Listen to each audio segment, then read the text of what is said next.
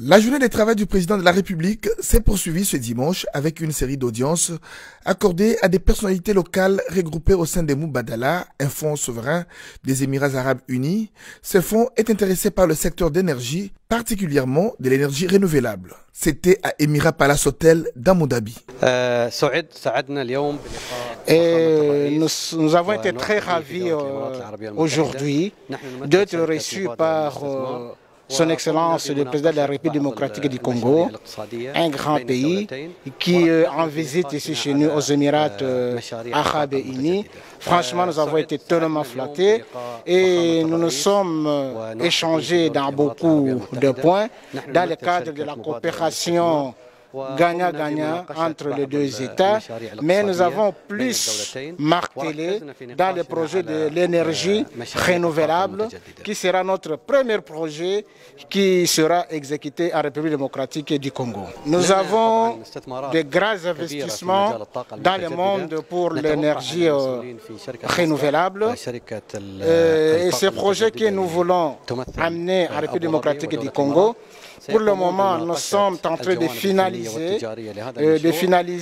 nos études pour ce genre de projets et dans un avenir plus proche, on va passer à la phase d'exécution pour les investissements dans le cadre de l'énergie renouvelable en République démocratique du Congo. Le directeur général du Grand Port d'Abu Dhabi, Mohamed Juma Al-Chamissi, était également de la partie.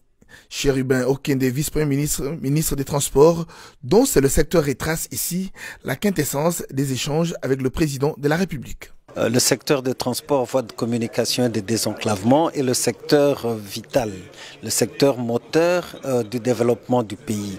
Si nous n'investissons pas dans les transports, moyens de communication, ça serait illusoire de penser que nous pourrons un jour prétendre développer notre pays. Donc c'est un secteur très vital et aujourd'hui, avec la ligne de conduite tracée par son Excellence Monsieur le Président de la République, chef de l'État, concernant les partenariats publics-privés, nous avons donc intérêt à faire voir toutes les opportunités qu'offre notre pays afin que ces partenaires viennent chez nous investir. Et dans cet investissement, nous allons également, nous attendons booster la création d'emplois et la relance effective de notre économie.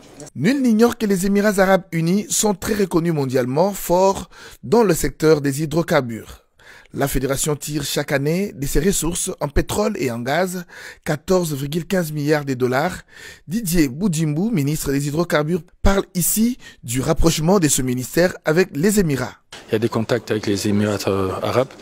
Donc, par rapport à tout ce qu'il y a comme opportunité dans mon secteur, les hydrocarbures, nous connaissons tous l'expérience qu'ils ont.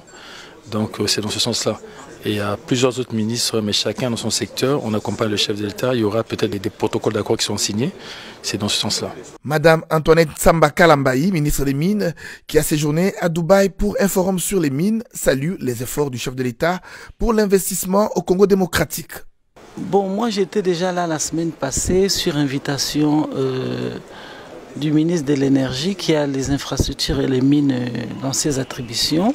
Nous avons aussi été reçus par le ministre de la Justice qui s'occupe des investissements ici en Émirats Arabes Unis.